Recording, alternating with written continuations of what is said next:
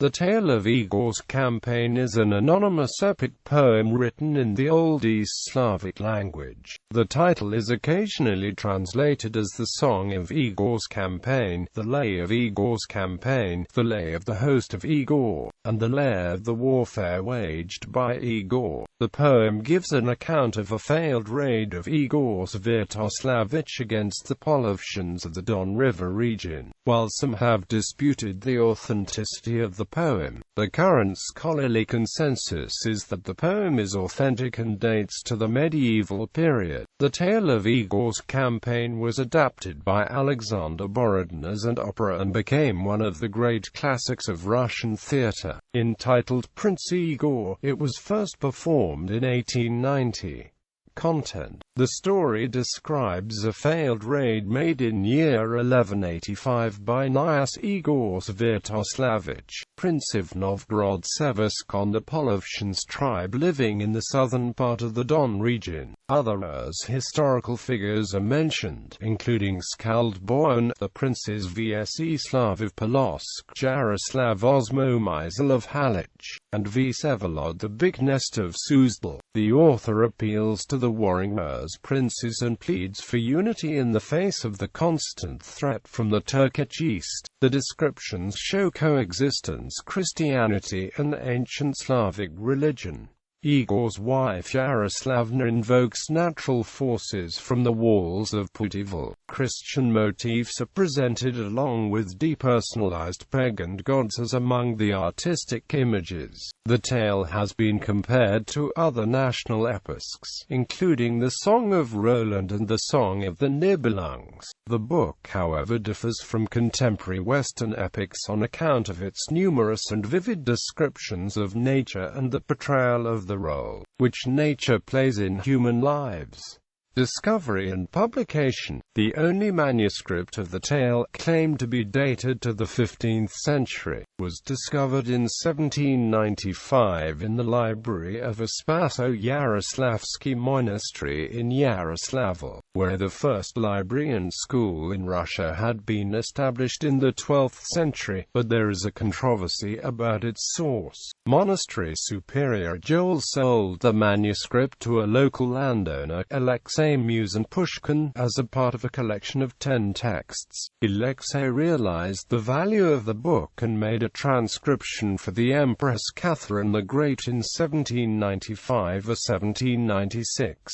He published it in 1800 with the help of Alexei Malinovsky and Nikolai Bantish-Kamensky, leading Russian paleographers of the time. The original manuscript was claimed to have burned in the Great Moscow Fire of 1812, together with Musin Pushkin's entire library. The release of this historical work into scholarly circulation created a stir in Russian literary circles, as the tale represented the earliest Slavonic language writing, without any element of Church Slavonic. After linguistic analysis, Ukrainian scholars in the Austrian Empire declared that the document contained transitional language between the earlier fragments of the language, Ivras propria, and later fragments from the Halych-Volhynian era of the same region in the centuries immediately following the writing of the document. The Russian-American author Vladimir Nabokov translated the work into English in 1960.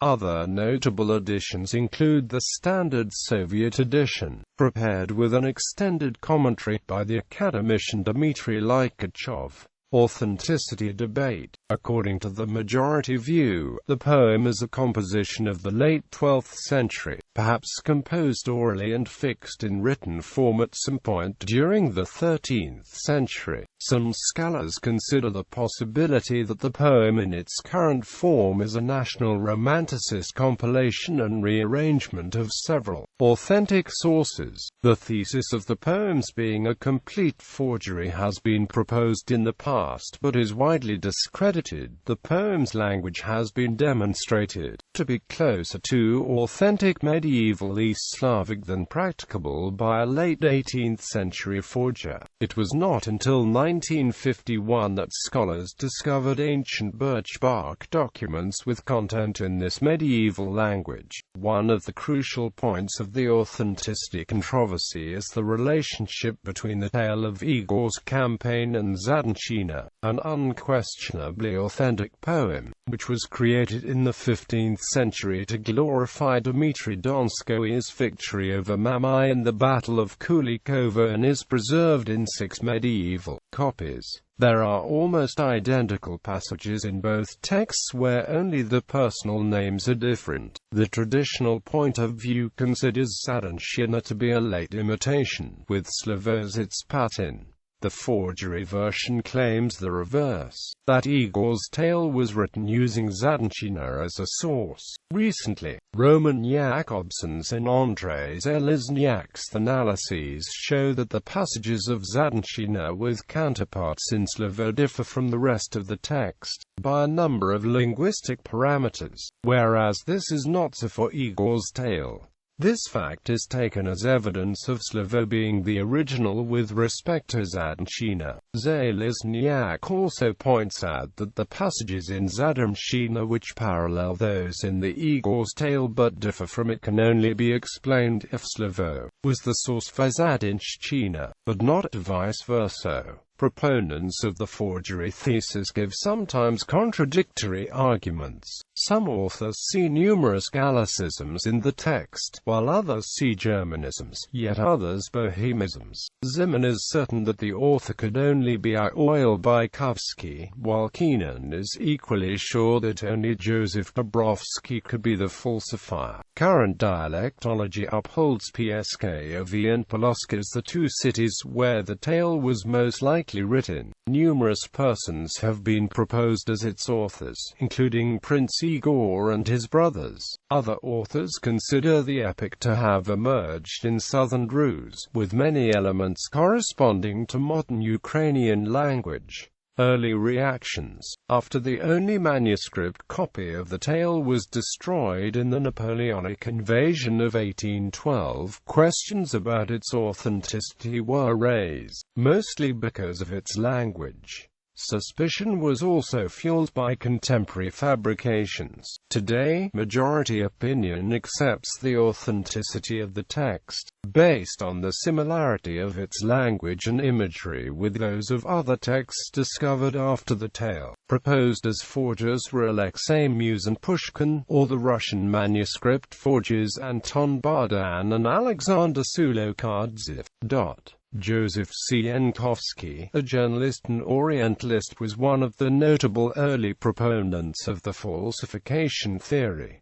Soviet period. The problem of the national text became more politicized during the years of the Soviet Union. Any attempts to question the authenticity of Slavo were condemned. Government officials also repressed and condemned non-standard interpretations based on Turkish lexis, such as was proposed by Olgiz Suleymanov. Mason's and Zeman's views were opposed, for example, by Roman Jakobson. In 1975, Olgiz Suleymanov challenged the mainstream view of the tale in his book Arizona IR. He claimed to reveal that tale cannot be completely authentic since it appeared to have been rewritten in the 16th century. Mainstream Slavists, including Dmitry Likachov, and Turkologists criticized Arizona IR, characterizing Suleymanov's etymological and paleography conjectures as amateurish. Linguists such as Zelezniak pointed out that certain linguistic elements in Slavo dated from the 15th or 16th centuries, when the copy of the original manuscript had been made. They noted this was a normal feature of copied documents, as copyists introduce elements of their own orthography and grammar, as is known from many other manuscripts. Zelezniak points out that this evidence constitutes another argument for the authenticity of Slavo. An anonymous forger would have had to imitate not only very complex 12th century orthography and grammar but also to introduce fake complex traces of the copying in the 15th or 16th centuries. Recent views. While some historians and philologists continue to question the text's authenticity for various reasons, linguists are not so skeptical. The overall scholarly consensus accepts Slavo's authenticity. Some scholars believe the tale has a purpose similar to that of Král-Dvorsky manuscript. For instance, the Harvard historian Edward L. Keenan says in his article, "Was Yaroslav of Halych really shooting sultans in 1185?" and in his book Joseph Bobrovsky and the Origins of the Igor's Tale, that Igor's Tale is a fake written by the Czech scholar Joseph Bobrovsky. Other scholars contend that it is a recompilation and manipulation of several authentic sources put together similarly to Lonrot's Kalevala. In his 2004 book, the Russian linguist Andrei Zelezniak analyzes arguments and concludes that the forgery theory is virtually impossible. It was not until the late 20th century, after hundreds of bark documents were unearthed in Novgorod, that scholars learned that some of the puzzling passages and words of the tale were part of common speech in the 12th century, although they were not represented in chronicles and other formal written documents. Zelezniak concludes that no 18th century scholar could have imitated the subtle grammatical and syntactical features in the known text. He did not believe that Bobrovsky could have accomplished this. His views on Slavic grammar were strikingly different from the system written in Igor's Tale. In his revised second edition issued in 2007, Zelezniak was able to use evidence from the posthumous edition of Ziemann's 2006 book. He argued that even someone striving to imitate some older texts would have had almost impossible hurdles to overcome, as mere imitation could not have represented the deep mechanics of the language. Yuri Lodman supports the text's authenticity, based on the absence of a number of semiotic elements in the Russian classicist literary tradition before the publication of the tale. He notes that Russian land was a term that became popular only in the 19th century. A presumed forger of the 1780s-1790s would not have used such a term while composing the text. Orality. Robert Mann argues that the leading studies have been mistaken in concluding the tale is the work of a poet working in a written tradition. Mann points to evidence suggesting that the tale first circulated as an oral epic song for several decades before being written down, most likely in the early 13th century. He identifies the opening lines as corresponding to such an oral tradition. Was it not fitting, brothers, to begin with the olden words of the heroic tales about the campaign of Igor? The narrator begins by referring to oral epic tales that are already old and familiar. Mann has found numerous new parallels to the text of the tale in wedding songs, magical incantations, byline and other old Russian sources. He was the first researcher to point out unique textual parallels in a rare version of the tale of the battle against Mamaye, published by N. G. Golovin in 1835. It contains what Mann claims is the earliest known redaction of the Skazany, a redaction that scholars posited but could not locate. Based on byline and Old Russian sources, Mann has attempted to reconstruct an early Russian song about the conversion of the Kievan state. Mann believes that this early conversion cycle left its imprint on several passages of the tale, including the motif sequence in which the pagan div warns the Temetrokan idol that Igor's army is approaching.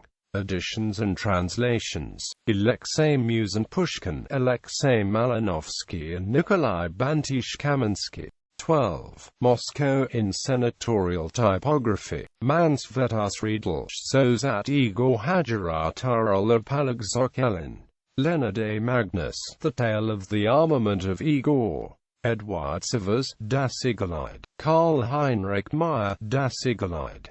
Henry Greywart, Roman Jakobsen, Marx's Eftel, J. A. Joff, Le Geste du Prince Igor, Annuaire de l'Institut de Philologie et d'Histoire Orientales et Slaves, T. 8. Dmitry Likachov, Vladimir Nabokov, The Song of Igor's Campaign, an epic of the 12th century. Dmitry Obolensky, The Lay of Igor's Campaign, of Igor the son of Svyatoslav and the grandson of Oleg, in the Penguin Book of Russian Verse. Serge Zenkowski, The Lay of Igor's Campaign, in medieval Russia's epics, chronicles, and tales. Dmitry Likachov, The Lay of the Warfare Waged by Igor, Progress Publishers. J. A. V. Haney and Eric Dahl, The Discourse on Igor's Campaign, a translation of the Slovo-Polku Igoriev. J. A. V. Haney and Eric Dahl, On the Campaign of Igor, a translation of the Slovo-Polku Igoriev. Robert Mann, The Igor Tales and the Folkloric Background.